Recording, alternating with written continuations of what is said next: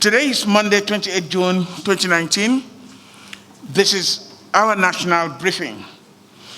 The Chairman, Presidential Steering Committee, and the Secretary to the Government of the Federation, Honorable Ministers, our viewer and listener back at home, you remember we are still in the pandemic. We hope you still wear your mask. Having said that, may we please welcome the Chairman of the Presidential Steering Committee and the Secretary to the Government of the Federation for his opening remark. SJ, sir. Committee, distinguished ladies and gentlemen of the press, let me start by apologizing for this late start of the press or media briefing. We've not had a couple of meetings, so there was so much on our plate. The 28th June 2021. Over the last few weeks, since the last briefing, the Presidential Steering Committee has been monitoring global developments on COVID-19 with particular focus on variants of concern. We have escalated surveillance and risk communication. The Presidential Steering Committee has similarly paid close attention to the issue of vaccination, especially matters relating to access and acquisition of vaccines. The PSC wishes to encourage members of the public not to lower their guards yet, because we continue to see spikes in some countries, including African countries, and the emergence of variants of concern in several jurisdictions where the third wave has occurred. The DG, Nigeria Center for Disease Control, will elaborate on this. At the last briefing, the PSC updated its position on the issue of Emirates flight in and out of Nigeria. The relevant ministries continue to review developments and concluded that any decision to fly the Nigerian route by an airline is a business decision. In all circumstances, however, conditions placed on such flight must conform with international civil aviation standards and must not be discriminatory and must respect our sovereignty. The Honorable Minister of Aviation, if he eventually joins us, would elaborate on this development. But I want to make it quite clear that discussions are ongoing, and we hope to come to a resolution of the outstanding matters as quickly as possible so that we can lower the pains that are caused as a result of the restrictions of direct flight between Nigeria and UAE. A few weeks ago, we announced additional measures to be met by passengers arriving from Brazil, Turkey, and India. This action was due to the prevalence of variants of concern and the dangers associated with importation of such virulent strain. The PSC has been reviewing this restriction and is of the opinion that they should remain for another 4 weeks before it is further reviewed. However, South Africa has been added to this category once more as a result of developments in that country and with the spike in infections. In addition to these 3 countries, the PSC has also shifted its focus on some African countries. South Africa inclusive, Zambia, Rwanda, Namibia, and Uganda fall in this category. South Africa, for example, recorded over 100,000 cases in the last 1 week, while 20,000 were recorded in the last 24 hours. The 4 major variants of concern are now classified as Alpha. That's the variant from the UK, Beta. That's the variant from South Africa, Gamma, the one from Brazil, and Delta, the Indian variant. The Delta variant, which has wreaked devastating havoc, is not yet found in Nigeria, hence the need to tighten our borders and be more vigilant. The WHO country representative and the DG, Nigerian Center for Disease Control, would elaborate on this and the measures for mitigating a potential third wave. About 6 months ago, following the violation of protocols by some inbound passengers to Nigeria, travel documents were barred for a period of 6 months. We have reviewed several appeals from those affected, while we counsel on the importance of compliance with rules and regulations. The 6-month period of ban on the first batch of 100 is almost complete.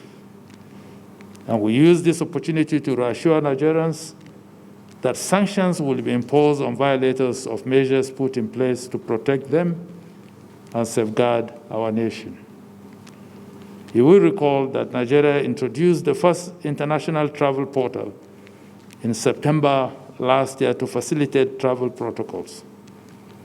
Following observation by users, the PSC took steps to improve on the performance of the travel portal so as to ease the bottlenecks experienced by travelers. Additionally, improvements have been recorded, and the technical head of the PSC will brief you on this new development, because we've tried to kind of unify the portal in Lagos and the one in Abuja and other parts of the country so that we can have one single portal for travel protocols and the upload of tests required for travel purposes. The vaccination program has progressed into the second phase for those who took the first jab. However, the sources and the access to vaccines constitute major challenges given the developments in India, the attendant scarcity and the rise of vaccine nationalism. The Presidential Steering Committee, through the National Primary Healthcare Development Agency, has continued to intensify efforts to acquire vaccines for the next phase. The Executive Secretary of the Primary Healthcare Development Agency would elaborate on this equally. For over 6 months, federal government employees on grade level 12 and below have been observing work from home instructions. The restriction remains in place until further notice in order to avoid a third wave. We cannot now, at this point, let our guard. We must complete the routine of safeguarding our people and balance lives and livelihood, and not to allow anything that can jeopardize the gains that have been sustained thus far, and we have an outbreak of a third wave. I now call on the Honorable Minister of Health, followed by the DG, NCDC, and the ES, National Primary Healthcare, and the Technical Health, to respectively give you further details. Once more, I thank you for your patience, and have a very pleasant evening. Thank you. Chair of the Presidential Steering Committee on COVID-19, Honorable Ministers here present, the Directors General and Executive Director, Permanent Secretaries, National Coordinator, ladies and gentlemen. Nigeria recorded just 2 new COVID-19 cases in the last 24 hours, giving us a total of 167,467 confirmed cases as at today, out of 2,266,591 samples tested, with a test positivity rate of about 1%. We shall endeavor to increase testing rate to improve our case finding and find cases early for isolation and treatment. In the past 4 weeks, we have done 40 to 50,000 samples weekly, with 949 cases confirmed, and have sadly lost 2,119 persons. Nigeria has so far escaped the worst of COVID-19 and the dire predictions that were made about us. We may even seem to be doing well in the face of COVID-19. But I wish to emphasize here that we must still be on very strict preventive alert because of the COVID-19 third wave that has been sweeping across the globe. And cases have also been rising in one African country after the other, including now creeping into West Africa. And health systems are getting stressed, as we have seen on television in countries like Uganda. The Ministry of Health has been preparing itself to ensure system resilience. Among what we have done is that, as you know, the government has tried to get oxygen sufficiency, has given oxygen sufficiency a high priority, because we observed in countries going through the third wave what lack of oxygen did to them. The federal government has ordered 38,000 generating plants for oxygen generating plants, which are already under construction, one in every state, with Lagos getting 2 due to its high burden. The Global Fund has also generously supported us by funding the repair of 30 non-operational oxygen plants, and they shall, in addition, build 12 further new plants for us, which are to be so spatially distributed and located across Nigeria as we can set on a map in such a way that the gaps in supply will be filled, and health facilities in Nigeria will be able to access oxygen in less than 100 kilometers from whatever they are, from an oxygen plant. Over 420 brand new oxygen cylinders are also going to be imported to support distribution and availability. And moreover, 12 10,000-liter oxygen tanks for liquid oxygen will be purchased and stationed strategically where we can refill cylinders easily with vaporizers. All of these measures will increase and expand access to oxygen nationwide, so that it is now available to treat patients with other conditions that are not necessarily COVID, such as asthma, pneumonia, sickle cell anemia, and also even for operations. The distribution of personal protective equipment and consumables is on track in our health facilities to assure our health workers of their safety. Treatment centers and ICUs have been issued adequate materials and have been advised to be on the alert, ensure their generators are in working order, and that they have stock of fuel. Reports from our 69 treatment facilities providing COVID-19 services indicate that as at today, less than 5% of the beds in the isolation wards are in use. There is no patient who is using oxygen. They are all breathing by themselves quite normally. This is to say that our health system and our health facilities are ready, they are open, and there is plenty of space. I will continue to train specialists in intensive care medicine and the ICU so that they will all be very familiar with the new ventilators which we have stocked. To encourage health personnel at isolation centers and other frontline workers we encourage them to study global events including the activities and interventions in those countries which are experiencing COVID-19 surge right now, and study the measures they are taking so that we ourselves are better prepared to respond.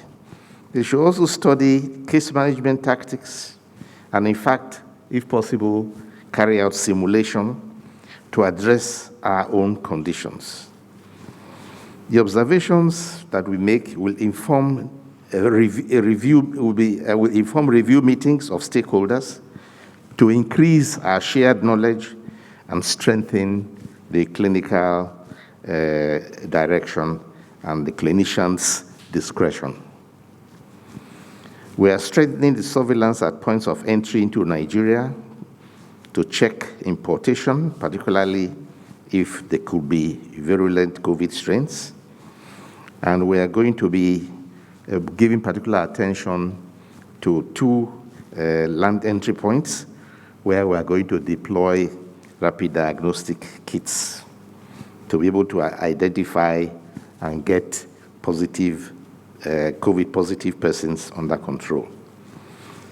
A team from the Federal Ministry of Health, led by the Director of Public Health, is working closely with Lagos and Ogun State governments to advise on the planning committee for the funeral of a Lagos-based cleric to ensure COVID protocols are observed in anticipation of large turnout.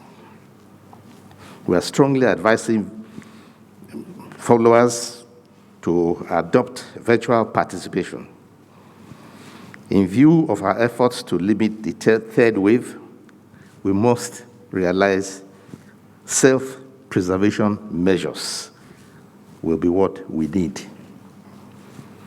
We shall be advised by the experience of other countries, as I have said before, so that we are proactive in being able to look after our citizens and our fellow men and women. I want to assure all Nigerians with regard to vaccines that these vaccines are safe. National Agency for Food and Drug Administration, NAFDAC, certifies all vaccines that we are deploying. And NPHCDA is working on a fantastic plan, a very good plan, to deploy these vaccines in a methodical way. We are continuing to monitor, track, and carry out quality control tests on all the vaccines and on any batch of these vaccines that is shipped into Nigeria. Finally, I wish to remind all citizens that although, as I said earlier, our cases are now looking a bit low, we cannot afford to be complacent. I call on everybody to continue to know that we are to observe all non-pharmaceutical measures. They are the additional protection that we need, and in many cases, they're in fact the primary protection. They may even be more important than the vaccine themselves. So I urge you all to please avoid crowded places, wear your mask, ensure distancing, and observe appropriate hand hygiene. Thank you for your attention. Gentlemen of the press, my comments will be very brief. I will start with an update on the epidemiological situation in the last 2 months. You would have seen a continuous decline in the number of cases of COVID that we found. Our test positivity ratio at the moment is 1%, means that about 1 in 100 people tested turn out to be positive. So yes, transmission is definitely at the lowest levels we've had in Nigeria so far. Having said that, we obviously can't take things for granted. We've seen the numbers across the world. We've seen a very steep increase in cases in South Africa, close to 20,000 cases in a single day, and several other countries in that region. So we have to learn lessons from them. They also had very low numbers a few weeks ago. So we have to learn lessons from other countries and make sure that we are better placed to deal with this. a significant risk in South Africa and in many of the other countries seeing a resurgence of cases at the moment is being driven by a new variant, now classified as the Delta variant, which, as you know, was first discovered in India. Many of the cases in South Africa are now ascribed to be caused by this variant. In Nigeria, we haven't found the Delta variant yet. We are looking. We had 40 new sequences last week, just to be sure that we are able to identify this should it occur. So we haven't found it yet. We keep looking. The good news is that the vaccines that we're using here are still very effective against this variant. So as long as we have access to the vaccine and we carry out the public health measures as much as possible, including the travel restrictions put in place by the Presidential Steering Committee, we should be able to mitigate the risk of this virus in Nigeria. And like the chair of our committee has just announced, we'll be including South Africa in the countries where there will be increased restrictions in travel to Nigeria, including it to a list of 3 countries, India, Turkey, and Brazil, who are currently on that list. So we'll have 4 countries with some additional measures put in place to make sure, at least as much as we can, reduce the risk of transmission of this new variant in Nigeria. But the fact is that people travel all over the world. Sometimes it's very difficult to manage. There are indirect flights, there are stopovers. We do the best that we can. But the key thing is that every traveler into Nigeria really has to try to adhere to that 7-day quarantine. Yes, the uptake for the day 7 test is fairly high now, but we still suspect that many people, many returning travelers, are not staying at home for the 7 days that are required to do so. The state governments are working very hard to ensure compliance, but the evidence that we have is that not everyone is doing this. So please, Nigerians, we have to support each other in this regard. Not everything has to be policed. We must understand the risk that we face when we host visitors that don't adhere to that quarantine. They are staying in our homes. If they go about the business without adhering to the quarantine, they're putting your families at risk, they're putting the community at risk. So we must continue to encourage everyone to do 2 things. Everyone that has traveled must adhere to the 7-day quarantine and take the test on day 7. Like many other countries across the world, this has been an incredible 1.5 years and really subjected us to a lot of pressure. We're now appealing and re-appealing to businesses, institutions, not to take away the measures they have put in place. We go around town, we see a lot of the hand-washing facilities, the requirements to wear masks, the signposts saying no mask, no entry, but nobody is adhering to them anymore. The best people to implement this are the owners of businesses, the owners of community gatherings, whether it's a church, a mosque, a mall, a market, wherever people gather. There must be a leader among that population. So we're really asking the leaders of wherever people are gathering to make sure that those measures that they have put themselves in place, the buckets outside, the hand sanitizers, the masks, that they enforce it in their own context. We can't go around chasing people all the time. We want communities to do some bit more to help us in this regard. We're now working with many schools, hospitals that want to do some extra testing for whatever reason. If you want to test to open your school, to admit patients for any reason, we have rapid diagnostic test kits available now. Please contact us. We're supporting many institutions to do so safely. We will not charge you for this, so if you need to test populations, we're happy to do so and support you in doing so. Our response hasn't stopped for a single day. Tests are still being carried out. We're encouraging state governments to keep pushing so that we can do more and make sure that our state and our country remain safe. We have supplies in the warehouse. We have been supplying you states with reagents, with PPEs. We're happy to continue doing so. The federal government has provided for all of this through the Presidential Task Force. Our responsibility is to make sure that we get these out to the states as frequently as possible. So please, we're happy to work with you. We're open to work with you. Please reach out to us to support you in any way we can. Finally, just a couple of words on other things happening. We're experiencing a significant outbreak of cholera in many states across the country. The solution for cholera is simple. It's clean drinking water. So please, just to encourage everyone, those that are responsible for drinking water, providing water in the states, there was a time water used to be high on the political agenda. Now you don't hear that anymore. As much as we are supporting states in the response, cholera is very easily preventable, but we must provide what we call water hygiene and sanitation for our people. And please, this is very important. We're responding to the outbreak, but to be honest, responding to a cholera outbreak in 2021 is not really what we need to be doing.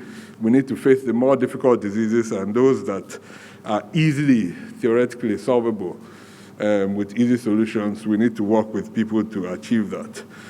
Finally, recently we were in Katsina with the Honorable Minister of State for Health to open a new treatment center as we continue to strengthen health security across the country. There'll be 16 of these altogether, all supported by the federal government, making sure that we maximize the opportunities from this outbreak to build a health security infrastructure for our country that will last way beyond this specific outbreak. So finally, just to continue to encourage Nigerians, please don't give up.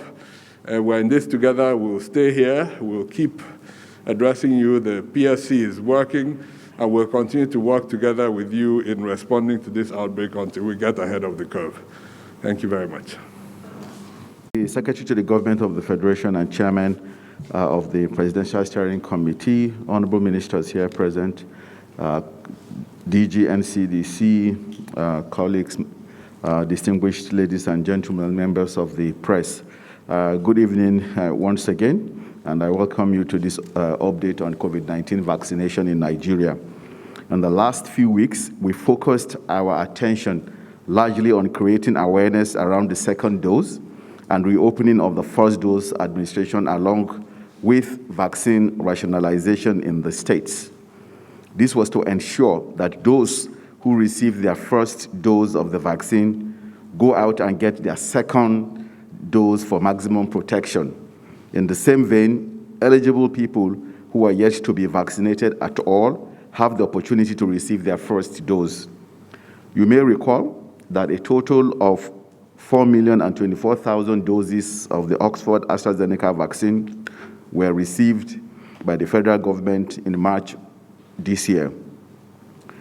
3.924 million through the COVAX facility and another 100,000 doses from the government of India.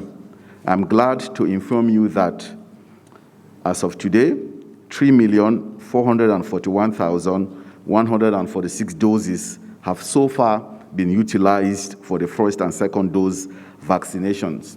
This is approximately 88% of the total vaccines that we received. The breakdown of the total number of people vaccinated and the vaccine consumption rate is as follows. 2,265,805 people vaccinated with the first dose, 1,174,341 people vaccinated with the second dose. Again, this represents 88% of the total vaccines that we've received.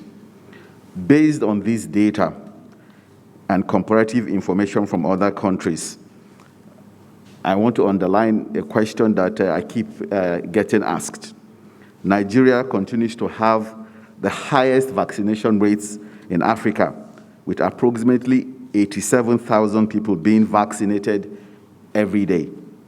Egypt, South Africa, Ghana, and Senegal each have a daily vaccination rate of 72,000, 52,600, 12,100, and 4,790, respectively. It is pertinent to note that as of today, there is no vaccine with the expiration date of June 28 that has not been utilized, which means that there's currently zero balance of such vaccines in the country. Again, this is to demonstrate our commitment to ensuring that only safe and potent COVID-19 vaccines are administered to Nigerians. Although we have reported cases of mild, moderate, and severe reactions since our COVID-19 vaccination rollout started, only 125 severe adverse events following immunization cases were reported, while 13,663 mild to moderate cases have been reported.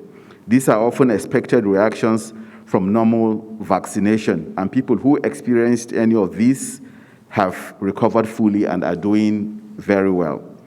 More pleasing to mention is that with over 3 million people vaccinated, Nigeria has not recorded any death directly linked with adverse events following immunization.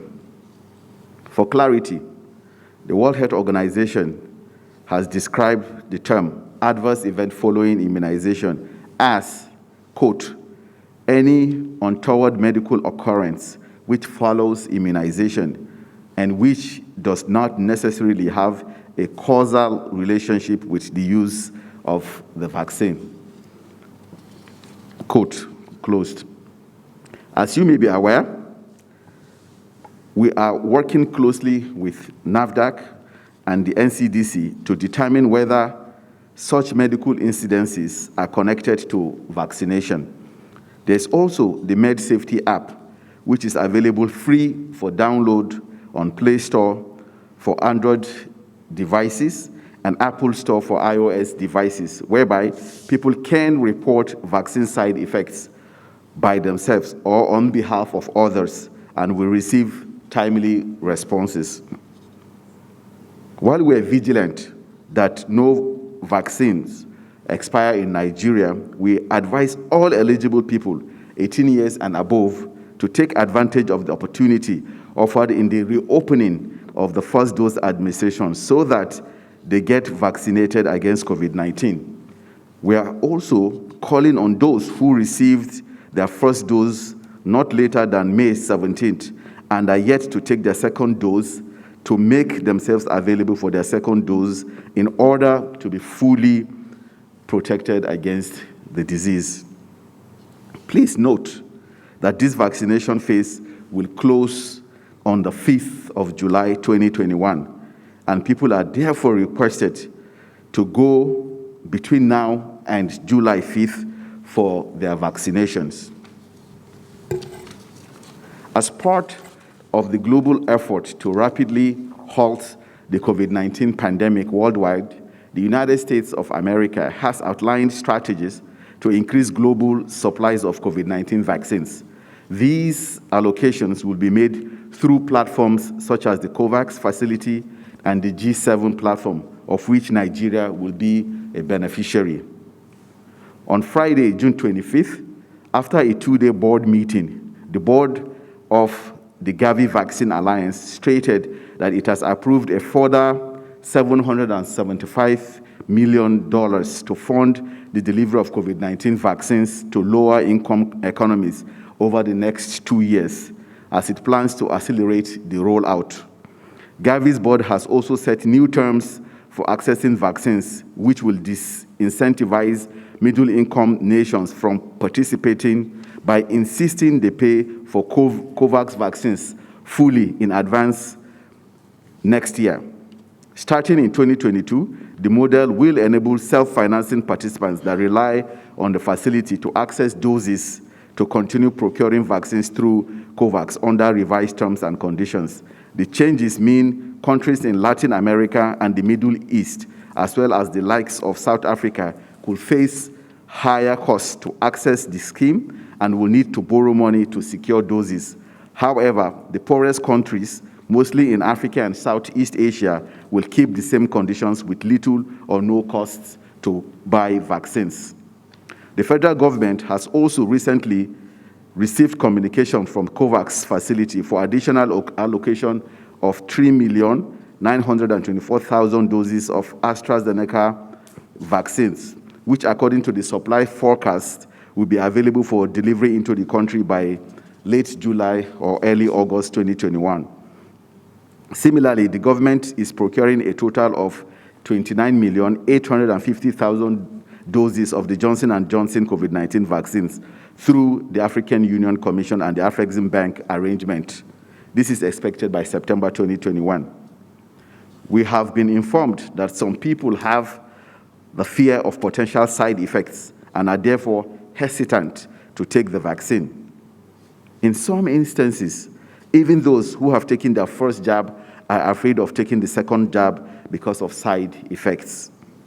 Let me again assure everyone that reactions are expected from all types of vaccinations.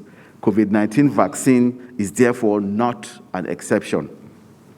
What is important is for us to understand that the vaccine is safe and effective and that the reaction will not last, as it only relatively indicates in the individuals that the vaccine is working. So please think of the long-term benefits of getting vaccinated against COVID-19 than the brief reaction you may experience after taking the vaccine. Our strategic leaders have continued to receive their second doses publicly to motivate people. I would like to use this opportunity to appreciate them and all other stakeholders who have continued to lend their voices in combating the misinformation about COVID-19 vaccines. These include other government agencies such as the NCDC and the Nigerian Communications Commission that galvanize the telecommunication companies to support our sensitization campaigns through their SMS broadcasts. So also the various media outfits that have been airing our jingles and sensitizing the public about COVID-19 vaccination campaign in Nigeria. A few weeks ago, we reported that under the leadership of the Honorable Minister of Health, Dr. Osage Ihanyure, and Dr. Olorunimbe Mamura, eminent Nigerians led by the Deputy Secretary General of the UN, Dr. Amina J. Mohammed, have been working with local entities such as NAFDAC, NIPRID, NIMAR, and biovaccines to strengthen the ecosystems and capabilities for local vaccine production. We thank these individuals for their patriotism, dedication, and selflessness. Likewise, the Nigeria Inter-Religious Council, NIREC, has indicated its support by incorporating MPHCDA's slogan of making Nigerians healthy as part of their third quarterly meeting theme, which is scheduled to hold in August. Further details of this engagement will be provided in due course. Finally, distinguished members of the press, let me at this juncture remind you that our Northwest Town Hall meeting is coming up in Kano on Thursday, the 1st of July, 2021. You are cordially invited and will be counting on your usual cooperation to make this activity successful. Please, let us continue to wear our face masks and observe the other measures to prevent the spread of COVID-19. I thank you for listening. Stay safe and remain blessed. Thank you. Government of the Federation, honorable ministers, executive director and DG NCDC, other colleagues, members of the press, good evening. I'll be very brief on this press statement. The chairman has mentioned that the looming third wave is actually hovering over the skies of Africa. Some countries have already started experiencing it. And based on that, we have to take extra measures to ensure that we protect Nigeria from this third wave. What we are doing include heightened surveillance activities at the points of entry. This includes both the airports, the seaports, and also the land borders. We have increased the number of ad hoc staff that are helping us to identify and test passengers who are arriving, particularly from countries of concern. We've also introduced additional measures to ensure that people are safely taken from the point of entry to the quarantine facility if they need to undergo this mandatory quarantine service. And also, we are calling on the state governments to help monitor persons who are isolating at home. It is one thing people go to their homes to isolate, and it's another thing, to find them not complying with that. We're also going to increase our case findings. This will include additional testing, ramping up testing in health facilities for people who are coming with symptoms, and also community testing and contact tracing. People who have been found to be positive will now be monitored, and people around them will be traced and also actively tested. We're intensifying our efforts at public health containment measures and calling on the states to actually ensure enforcement in public places. Compliance is very important, and the guideline provides for the state governments to also ensure enforcement of these measures. The DGNCDC has mentioned about genomic sequencing capability. It is another area of focus where we intend to intensify and increase the number of positive samples that are being sequenced in order to find these new variants, particularly the ones that we're apprehensive of. We are working with the state governments to improve the preparedness at the state level. A couple of weeks ago, the chairman addressed the Governors Forum meeting and called upon them to revive their state task forces and also to support compliance and enforcement in their respective domains. The state governors have agreed and are going to implement these measures accordingly. The Honorable Minister of Health has also mentioned the issue about preparedness regarding mitigation, which includes critical training of healthcare facilities, healthcare workers, particularly those working in intensive care, and also availability of both isolation and treatment facilities in the states. This will enhance our state of preparedness in case the numbers start to increase.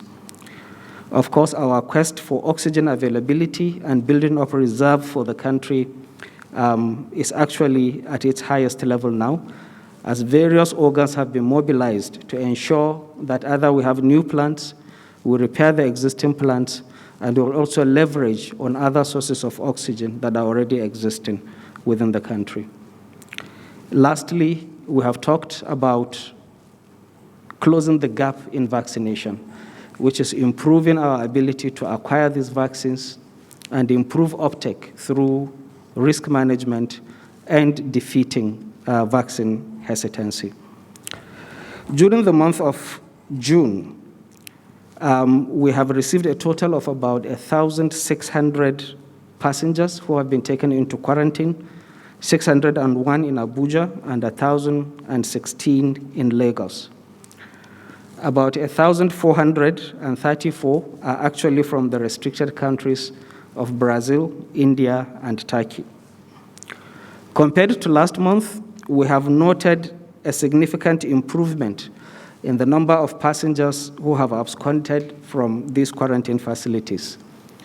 This month, we recorded only 49 in Abuja compared to 135 in May, and we only recorded 2 in Lagos compared to 92 that was reported in May.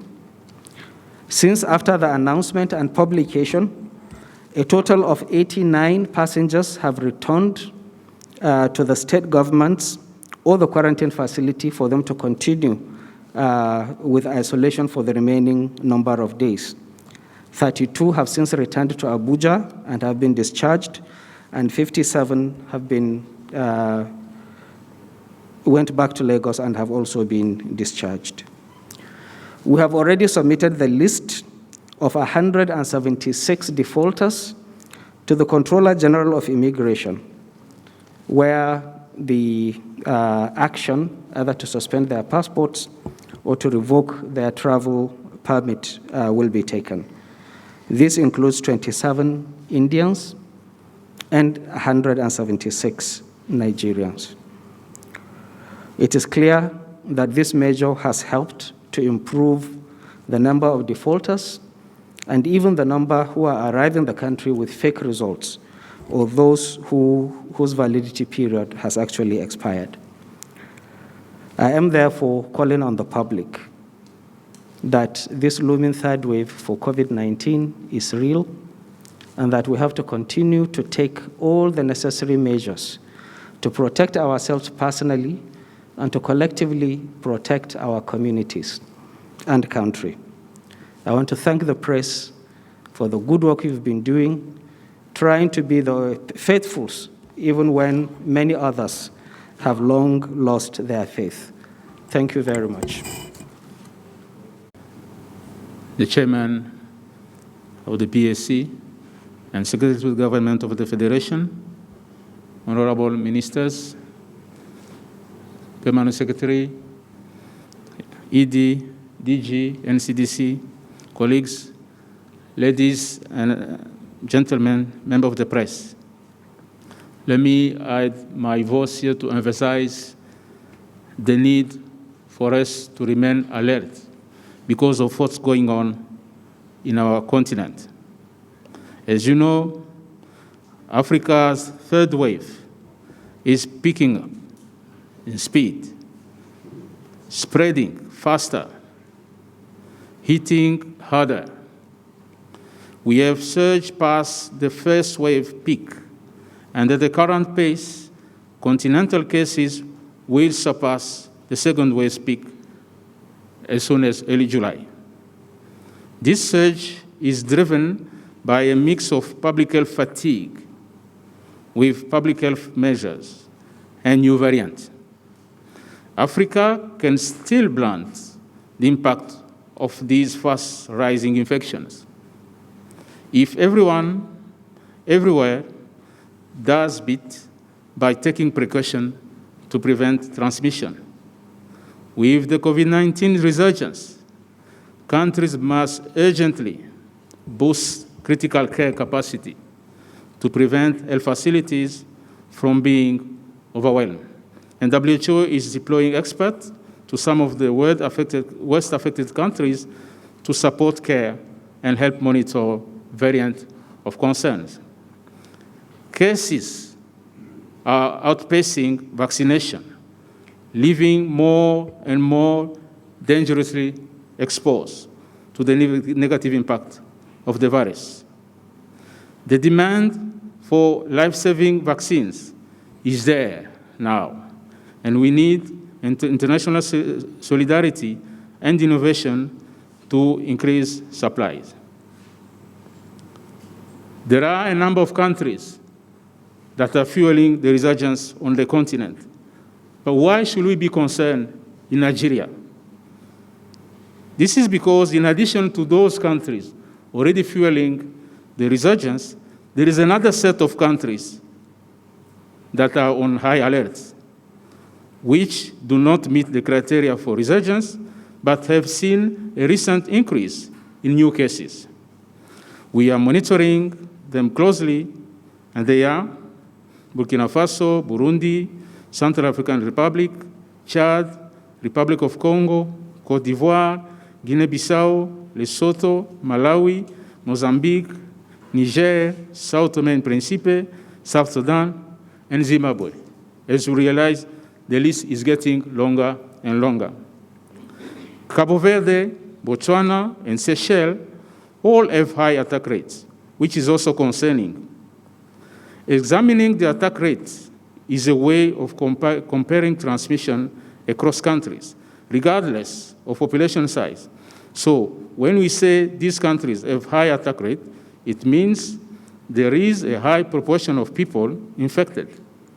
In Botswana, for example, the attack rate is 561 infections per 100,000 population. There are possible explanations to the resurgence. Among them, we have weak observance of preventive measures, increased population movement and interaction, as well as the arrival of weather events such as winter in certain parts of the continent.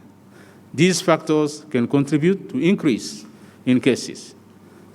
This ebb and flow in the pandemic transmission dynamics is expected and is likely to continue until enough Africans are vaccinated. This is why WHO is urging all countries, including Nigeria, to be on high alert and maintain a heightened state of readiness for a possible resurgence, keeping in mind that each wave tends to last about 6 to 8 weeks. Countries need to maintain strong surveillance and detection system, reassess and bolster treatment capacity, and step up supply of critical medicine, including medical oxygen, for the treatment of the severely ill patient. Thank you.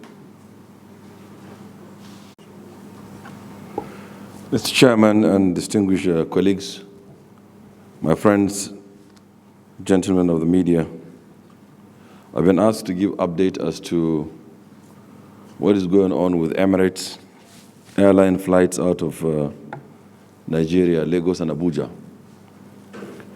Even though this is a press briefing and the word briefing means to be brief, I will be very brief, but I'd like to take you through some historical happenings very quickly so we can refresh our minds.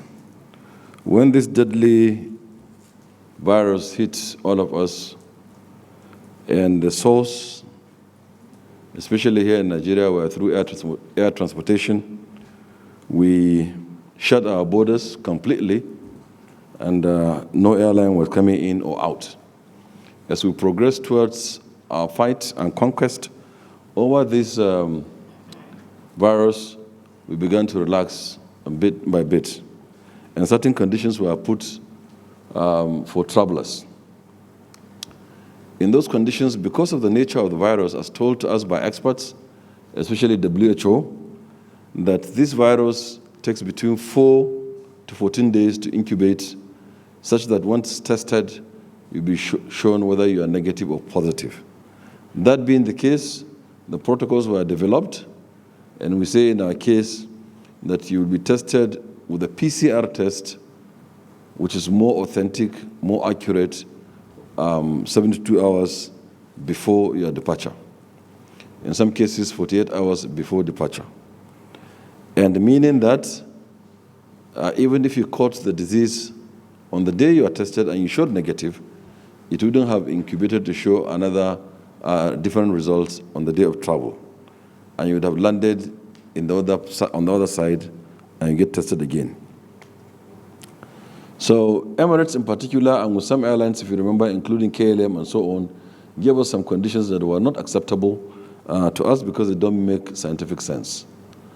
And after review, some of these airlines, especially KLM, withdrew their position and saw sense in what Nigeria presented, that you can do test 48 hours or 72 hours before you leave and do another test on arrival. Emirates at that time wanted us to do a test 48 hours before, then come to airport when we're cocksure we're negative, and it's only 48 hours, it's not yet the incubation time, and do an antigen test, rapid test at the airport. And then fly 7 hours later and do another test in Dubai, and then follow to the, your hotel or your accommodation and do another test.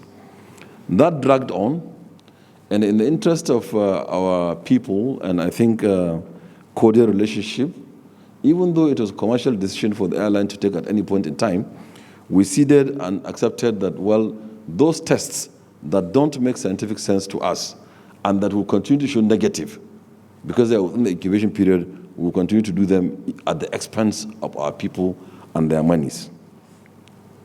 So we accepted what Emirates had presented, and we said we'll proceed. Even though KLM and other airlines saw the reason and rationale and also toward the line of Nigeria. In this case, Emirates insisted again that, okay, in addition to the test 48 hours before, the antigen test, the test on arrival, and further test and test and test, in addition also that you cannot fly into UAE except through the airlines, which is Emirates airline. But if you choose to do so on another airline, for example, you want to follow Ethiopian or Qatar or Turkish or any other airline for that matter, you must remain in that country of that particular airline for 2 weeks if you are a Nigerian before you continue to Dubai. Meaning that if I buy my ticket, I have the choices in a free market, which Nigeria and UAE practice. In a free market, if I buy my ticket on Ethiopian, I must remain in Addis Ababa, whether I have a visa or I don't have a visa. I must remain in Addis Ababa for 2 weeks before I progress to Dubai. Or if I chose to go through Doha in Qatar, or through Istanbul in Turkey, or Cairo in Egypt, etc., etc. So you must go by Emirates. And of course, Nigerians, majority of Nigerians are petty traders, and the ticket of Emirates, in this case, may be higher than that of Ethiopian, but they must follow Emirates. So civil aviation is guided by agreements, by international convention, by a norm, by a practice. It is only one aviation. There's no aviation B. So we found this position to be discriminatory against our country and is therefore not acceptable. And so the decision is not only that of aviation alone, it involves every other member of this PSC and other ministries that are not here represented, especially that of foreign affairs. So we thought we could take that diplomatically, and we have been meeting and exchanging and showing them the reason and rationale why they cannot be country-specific. Because at some point, they said the reason why they are being very hard on Nigeria because there are fake results. And I stood on this platform and I said that, well, there are fake results also in UAE, as much as in Germany, as much as in UK or US. All over the world, there are fake results. But Nigeria went ahead to put this barcode in such a way that once you have a fake result, with your own phone, you scan it here, you see whether it is authentic or not. We've gone extra mile. Plus, if you look at the rate of infection and the rate of people catching COVID in Nigeria, we are far, far, far less than many, many countries in the world, which UAE did not apply that principles upon. The total death in Nigeria may be 3,000. In one day, 3,000 Italians were dying, or British people. But they're still allowed to go direct to UAE. Even currently now, if you're a Nigerian and you jump across, you went to Ghana, you went to... So a Ghanaian can go to Dubai direct. So a Nigerian, so a Rwandan. So it is country-specific, and it is not acceptable by convention, by the agreements that we sign between us and UAE. So this is the situation. It's not any ego thing or anything. It is a fact that we cannot be isolated as the only country that they will apply this to. And in one of our discussions, they said, well, it's also the same case with South Africa. I want to put it on record that South Africa as a country wrote and demanded that condition be applied upon them. So it's their own choice. But it is not the choice of Nigeria that we should be excluded and we should be discriminated against. It is not our choice. Well, having said all of this, to give you the update, we're still talking and we'll likely escalate the matter. And I'm sure that we will resolve it very soon. We'd like to sincerely apologize to our teaming passengers. We're very conscious of the fact that there are some people that need to travel for medical reasons. Some are working, some are students, and many other people. Some are doing their lives, including holiday makers. We believe that you have a right to travel to Dubai. We do believe so. But in international convention, international agreement, and for what it is that there is only one aviation, we cannot be discriminated against. Thank you. We had 40 sequences in last week. We would like to know if there's no Delta variant, what other variant? For for all over the country generally. And the advice has always been use this opportunity to solve certain problems. Now that oxygen is very much in demand, we are using this strategy to make sure that we have more oxygen plants than we have ever had before, and put them in places where they will be nearer even to primary healthcare center, general hospitals, teaching hospitals, and then we're also ordering more oxygen cylinders. Now, there are other illnesses for which you normally use oxygen. Take, for example, somebody has pneumonia or asthma, or those who are sick with any kind of other anemia, that like sickle cell. I use that as an example. And you take them to a hospital where they're definitely not going to be oxygen, their life is in danger. Now that you are going to be able to have oxygen in many places, because oxygen is available everywhere, then you can save the lives of a lot more people, even after we're done with COVID. Those who suffer from asthma, we can help. Those who are going to have an operation, going to have surgery, and they said they don't have oxygen, therefore no surgery, it will become useful. So a lot of other scenarios where you can use that oxygen if it is now more widespread than it has ever been before. And the same goes for asthma, all those illnesses where people find difficult in breathing.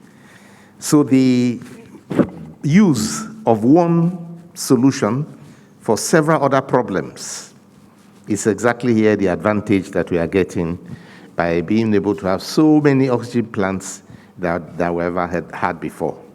I think that addresses the question you asked.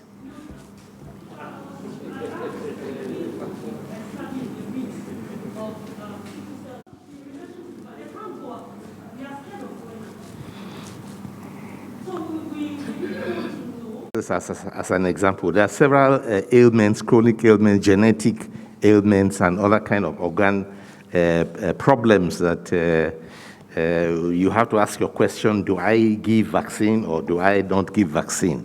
So sickle cell is one of them, and I do believe that if WHO has an answer for that, because these are all new things, but there's a series of illnesses which you have to ask yourself, is this one of those you can give? But generally, our policy now is that we vaccinate people as from 18 years and above. And if we are going to bring it down later, you probably can bring down the age bracket. But right now, it's 18 years and above. And for specific diseases, whether it makes you eligible or not,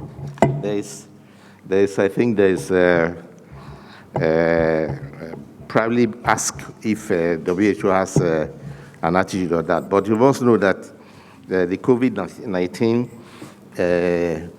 illness and the interaction and the possibility of what it can do with other illnesses is not yet fully clear in itself. Very much, the News Agency of Nigeria, for those questions. So the first one was around what is responsible for the relatively high efficiency of the Nigerian vaccination rollout compared to other African countries. So I think this is multifactorial, right? First and foremost, unlike a lot of other African countries, we just recently eradicated polio. So we've been using the polio experience to actually roll out our vaccination campaign. This experience is still fresh in our minds, right? And this is the same template that we're using. Then, as part of the polio eradication experience too, is stakeholder engagement involving communities, involving traditional and religious leaders. We believe that has been very critical in getting people to come out, so that even with the initial vaccine hesitancy that we experienced, that is beginning, to thaw. There's still a lot of work that needs to be done, but I believe that engaging with stakeholders, the role of the media in all of this is exactly why we're here. In a lot of countries, you are not seeing this kind of intimate engagement with the media. So you guys have a role that you're playing very well, and you should also congratulate yourself for the rollout. There's also been very careful planning and coordination with the states. Again, a lot of experience from so many years of working together with the states. But overall, I don't think that we will have been successful without the oversight provided by the Federal Ministry of Health, and also the leadership of the ministers And then, without a shadow of doubt, the leadership that is provided by the Presidential Steering Committee under the leadership of the Secretary to the Government of the Federation, I believe these are multiple factors that have made us heads and shoulders above other African countries. And then there was a question about, from Amaka, I think, that there are some people who have not gotten the correct information about the reopening of the first jab. As you are aware, we've been sending out public service announcements, we've been in the papers, and we continue to communicate the fact that this has already, the first vaccination has been reopened. So we will again maybe engage to understand where these types of feedbacks are coming from, because we believe that we've been communicating very, very clearly. Every day we meet with senior supervisors from the states.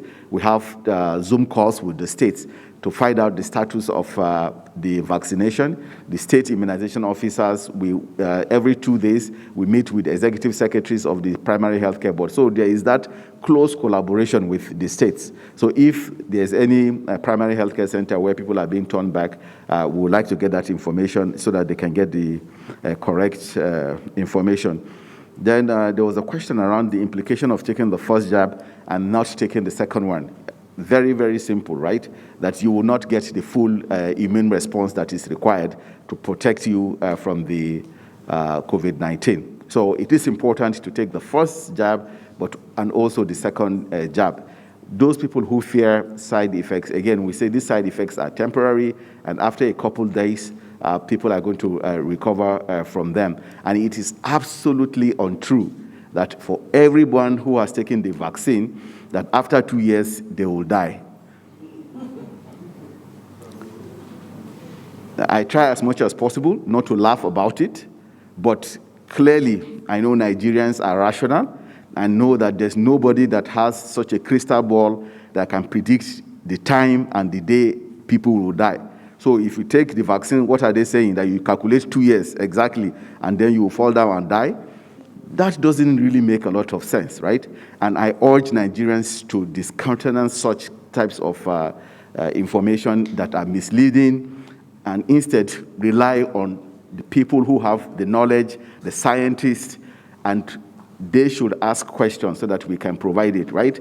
We will not take for granted the fact that people need to ask questions, no matter how ridiculous those questions are. But please, ask the people who know. Ask the scientists. Don't ask the person who is not a scientist. Don't ask the person who is not a public health expert. Ask public health experts so that you can get the right information that will help you in taking the right decision. Misinformation, disinformation only slows our journey towards reaching herd immunity. Thank you very much. I just want to complement the answer by the Honourable Minister on this, on the risk of COVID-19 in Nigerians suffering from sickle cell disease.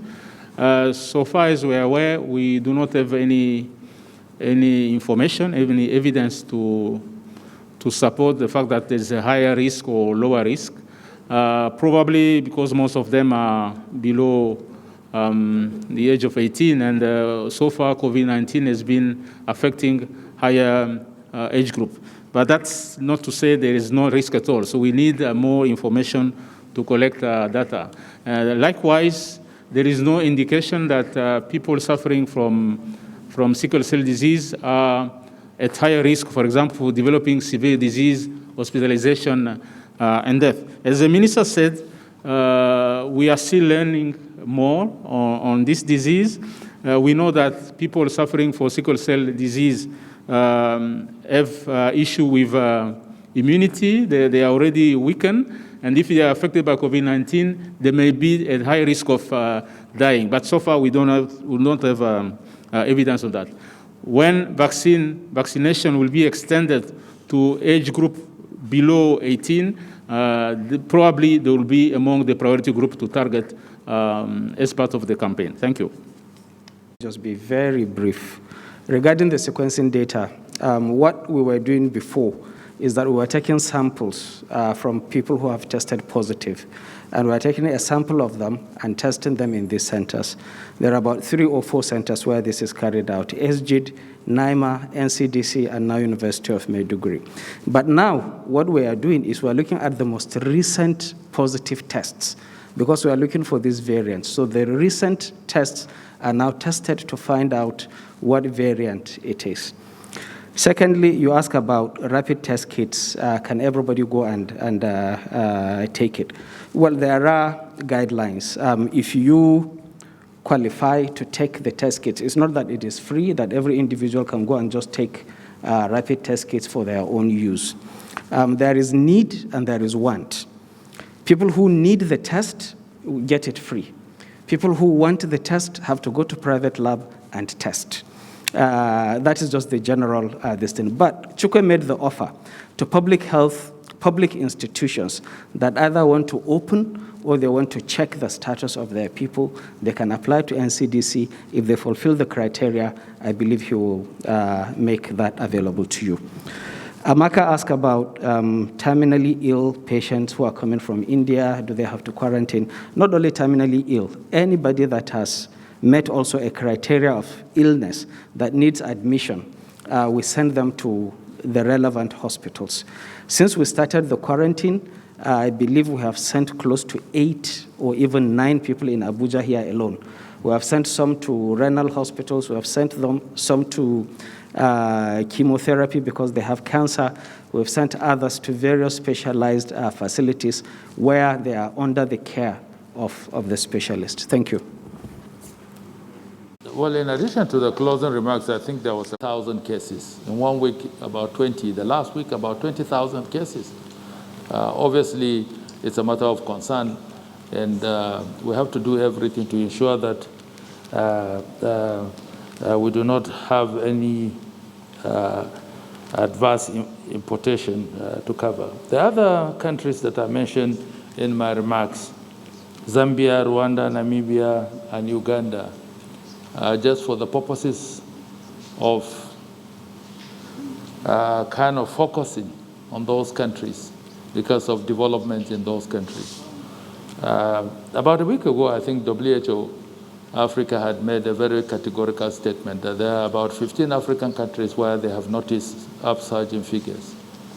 And they've come to the logical conclusion that the third wave is on the African continent because of these surges that we are seeing in these countries. And South Africa stands out quite prominently,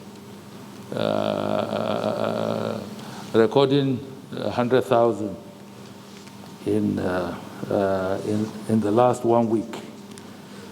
It's quite, I mean 100,000 recorded over the last 1 week, while 20,000 was recorded in the last 24 hours. 20,000 in the last 24 hours. Since the outbreak of this pandemic on in Nigeria, I think the highest we have recorded was within the range of 5,000 plus. For a country to record 20,000 within the last 24 hours, that's a huge figure. And we have every justification for including South Africa in the list of 4 now. Initially, we started with 3, Brazil, Turkey, and India. And this will be reviewed after the next 4 weeks. We'll keep our eyes as to what is happening in other countries and on other continents. And if the need arises, we will not hesitate to increase the number of countries that will bring under very strict and severe surveillance to ensure that we protect our people. We're still recording low figures in Nigeria, and our testing is still relatively high, but we also acknowledge the fact that we need to ramp up our testing. Because if you do not search, you will not find, and when you don't find, you will not be able to isolate the people and take them into care.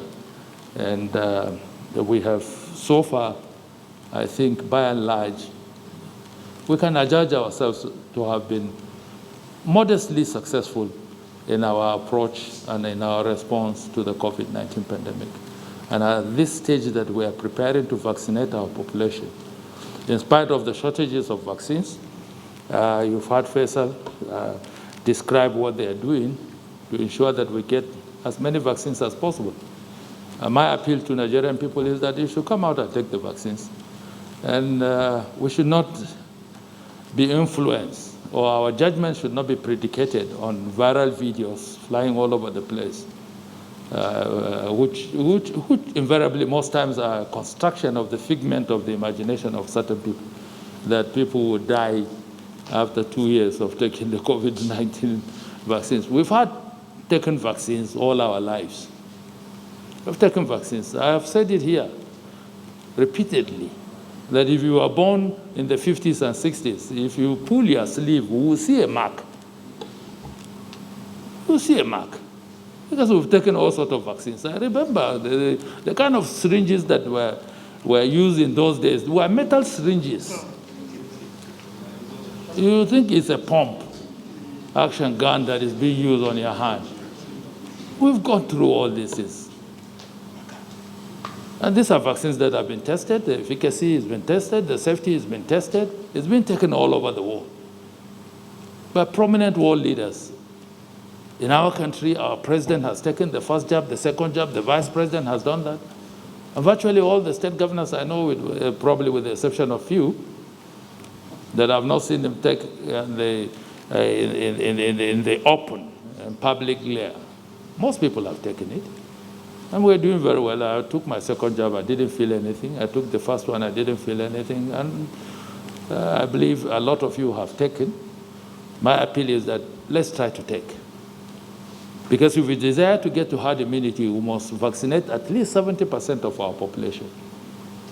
That's a long way. Right now, with vaccinating 2 million, you're just vaccinating about 2% of the population. So we still got a long way. So every hand ought to be on deck to ensure that we advance the cause of advocacy and urging our people to take these vaccines. So risk communication should be uppermost. And you are the ones that hold the handle to that. Because it's what you throw out there in the media space that will determine the attitude of Nigerians, whether they will take the vaccines or not. So I want to see on the pages of our newspapers, in our radios and our television, people being urged. If not, we will continue in this cycle. For countries that have really gone through flu, you see that every year you must take a booster dose when the season comes. So it's not a thing that is likely to disappear in the next 2-3 years. I don't pray for it. I wish it stops. Probably they'll get a cure for it. But if they don't, it means that given the next 1 decade, we will be battling with COVID. We will be battling with COVID. Because truly, we need to do something. And the president and some world leaders have urged, they've urged strongly that there cannot be vaccine nationalism, because nobody will be safe until all of us are safe. And especially with Nigerians, I've told the American ambassador, I've told most of the diplomats that I've had cause to talk to, that you better get us vaccines as quickly as possible, because Nigerians are highly mobile. We move. So if we don't get protected and we descend on your territory, whatever you have done, we can destroy it. Because we move.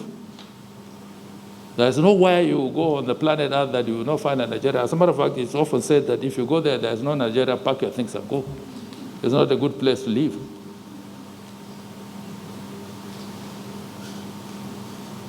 So the developed economies have a business in ensuring that we get vaccinated and we have the vaccines as quickly as possible.